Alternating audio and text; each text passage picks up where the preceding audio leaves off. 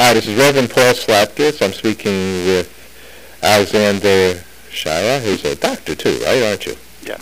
A PhD in what? Clinical psychology. Psychology, okay.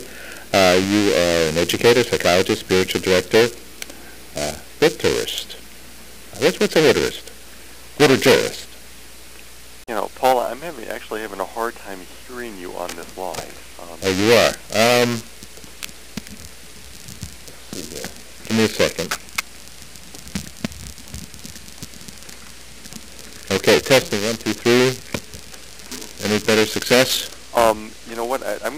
Can I call you back on their handheld phone? The sound on this. How about right now? That's better.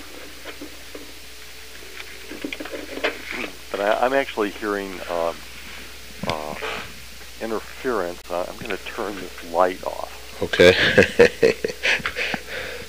It might be a, what are those called? Extraterrestrial. Well, that's better. I turn the Yes, light okay. off. Yeah, it sounds better to me, too. How are we doing now? Much better. Okay, I think we are back in it. Here we go. Hi, this is Reverend Paul Slapkis. I'm speaking to Dr. Alexander Shaia. Hi, how are you? Good morning, sir. I'm very well. How are you? Okay, an educator, psychologist, spiritual director, liturgist. Liturgist. What's that? Liturgist. And what does that mean? Well, a liturgist is someone who prepares Christian worship services. Okay. A writer, professional speaker, founder and director of the Blue Door Retreat in Santa Fe, New Mexico. You've written a book here, and you're traveling and lecturing on the four-gospel journey of Quadratus. Quadratos. How do I say that? Quadratus. Quadratus. You had it right, just saying it a little slow. Quadratus. Psychotherapy, rites of passage, and Christian meditation and spirituality. Okay. What is Quadratus? There are two aspects to Quadratus, but the word essentially means four as one. Now, it's a word that I've coined. And coined? You made up the word? I made up this word. Okay. Basically, the core of it is quad for four. And from all of my work in world cultural anthropology, I discovered that the great rites of initiation have four parts that make a whole. Then I later discovered that in psychology, almost every method of psychology follows the same sequence for healing and transformation. And then the final discovery is that this may be the basis for the choice and the sequencing of the four Christian Gospels, that early Christianity knew that they were looking to give people the journey of transformation, and it led them to these four Gospels and placed in a certain sequence so that they open up not just merely as the profound story of Jesus, but much more profoundly as the universal journey of transformation. Four Christian Gospels? What are those? Four Christian Gospels are in the sequence as I described them: Matthew, Mark, John, and Luke. The four texts that are found in the Christian Bible that for centuries we have read them as a story about Jesus, and I'm now suggesting that they open up as the universal journey of transformation. Okay, and you've written it in the Hidden Powers of the Gospels, okay? A book revealed 2,000-year-old message hidden within the Gospels, okay. What brought you to this book? What brought me to this book was knowing the pattern of the journey of transformation, this four-step sequence, and continuing as a devout practicing Christian, wanting to know, could there have been a basis from this universal sequence that was the foundation of choosing these Gospels, and wanting these Gospels, if there was a way, that would make them a counterpart and a good companion to all the world's great sacred texts, so that these Gospels might open up as equal parts to the deep truths of other faiths and not be seen as a truth that was over or against anyone. And what is a gospel? What is actually a gospel? That word, a gospel, literally means the same as your broadcast, good news. Mm-hmm. And we know that there may have been upwards of some 50 texts that were composed in the early centuries of Christianity that were called Gospels, or the good news of this new way of faith.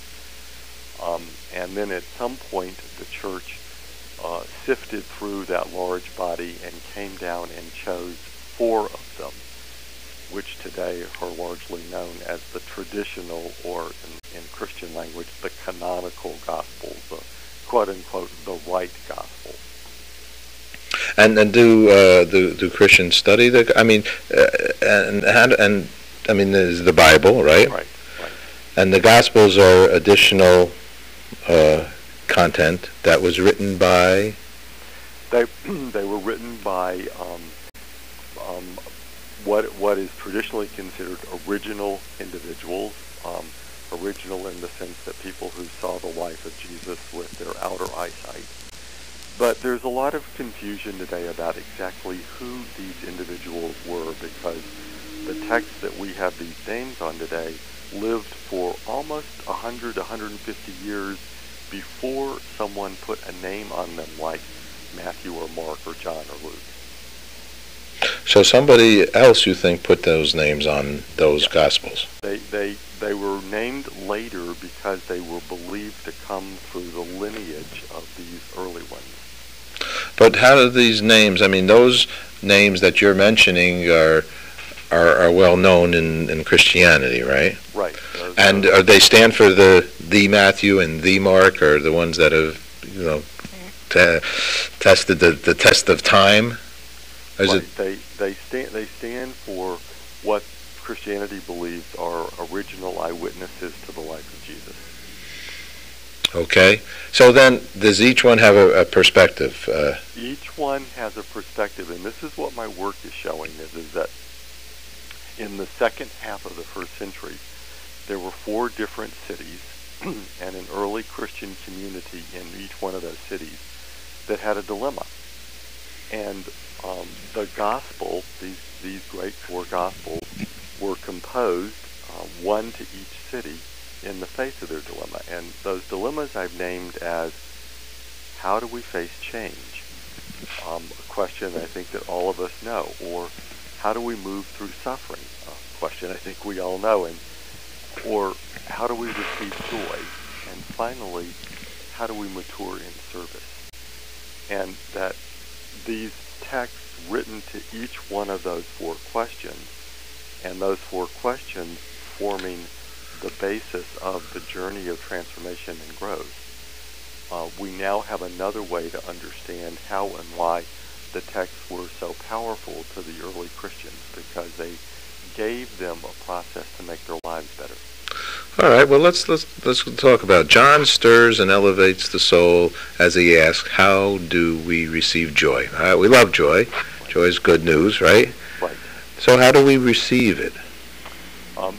The basis of this text is to understand that there is but one God who has been sweeping across all time, and that one of the things that this text does is it situates Jesus as a revelation of this oneness, but not a revelation which is separate from or over against other revelations. And this is one of the great things about this book. It's also been one of the hardest to try to describe in just a few minutes, because this text of John has created a lot of hurt in the world from a horrible misunderstanding of the text itself. But because people have looked at the text and said, oh, Jesus is just referring to himself, and that the small Jesus is the way, the truth, and the life, rather than understanding that Jesus is talking about a way of understanding the one God and the way that people will live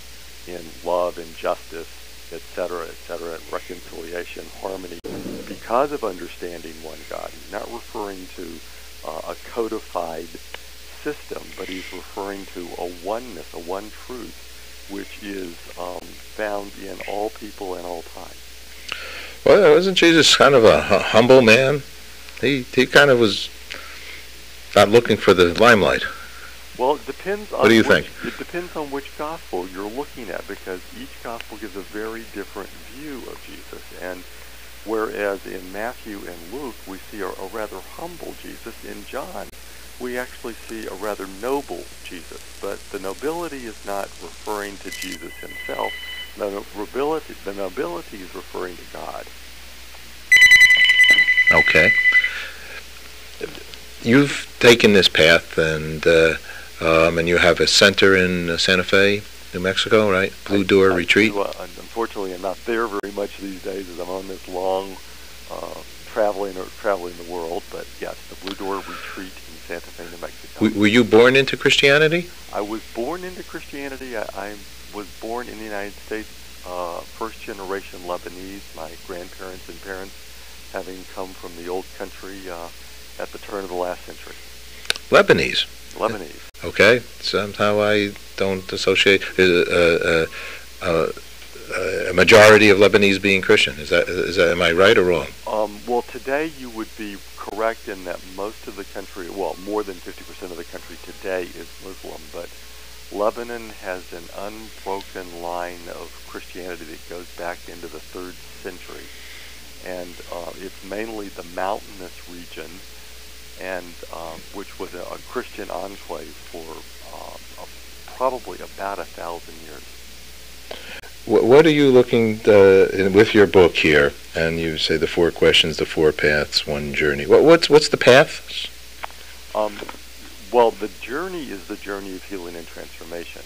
Okay. The first path is how we face change, which then leads to the second path, which is a time of trial and ordeal, which we might call also suffering. That facing change and moving through the ordeals of change will lead us to a moment of great epiphany, joy, oneness. And that joy and oneness, if it stops there, it just becomes self-serving. It must move out into what I call a maturing in service, which is better relationships, wider civic care, more understanding of the planet, etc., etc. You pay some homage to the anonymous. In fact, the opening of your book says, to the many anonymous women and men who millennia ago heard the words, chanted the Gospels, and walked the journey. You believe in them? Yes, and I mean, we've got these names on the text, but these names stand for many, many, many unknown people who chose to live what in early Christianity was called the way. And when I say the way, I don't mean it as a way now that is over and against any other faith, but a way to love, harmony, vitality, creativity, reconciliation. And we find the basis of that way in every great faith. Well, it's well written. It's very interesting. You put a lot of energy into this. You have a website as well? I do. It's www.quadratus, Q-U-A-D for 4, Quadratus, QUADRATOS.com. And we'll link directly over to it. How do we face change? How do we move through suffering? How do we receive joy? How do we mature in service? There's a lot of information in here. Ways to reach you as well. There are. Excellent. Well, congratulations on this. I've just spent a week in a retreat myself, and there was a sister there, and it was an ashram, but I spent a lot of time speaking with the sister about Christianity, actually, and asking her questions, and she talked about how does the Son, the Father, and the Holy Spirit, how does the Holy Spirit fit into some of your thinking? Well, one of the things I describe in that during the time that these 4 Gospels were written, Christianity didn't yet have a developed concept of the Holy Spirit. It was still emerging.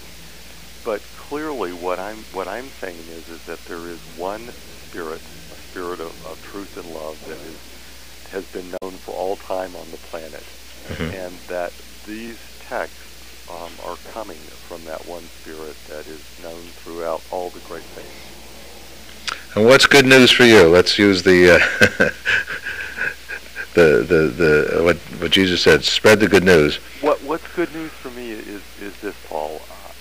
I believe in this journey as a universal core truth And when we face all the difficult issues that we face today, they are new to us in the magnitude of their seriousness, but they are not new in the history of the world. And this journey assures me that if we stay true to our practices, we're going to find a resolution. Planetary warming is not going to be the end. We've got a lot of work to do, but this is not the end. It actually may be a glorious new beginning for the planet. Beautiful thinking. I love that kind of thinking. We've been around a long time, and we're going to continue on. And we are. I like the optimistic belief, and I believe it's true. And I don't actually think many things have changed since probably the original human beings on planet Earth, however that we got here. And that's the beauty of this book is showing that these early communities with their dilemma we know in a different way, but we have the same questions and we have practices to answer them. Because the Homo sapien really hasn't changed. We are still, we love, we cry, we laugh, we smile. I'm sure it probably goes back a pretty long time. A long time. That's good news. Well, thank you very much, and best of luck. Are you touring, and people can come and hear you? I am literally all over the United States and soon into Europe and Australia, and all of that is listed on the website under the events page. Perfect. Okay, Alexander, congratulations. Thank you very much for sharing. Thank you for your work. Thank you. Bye-bye.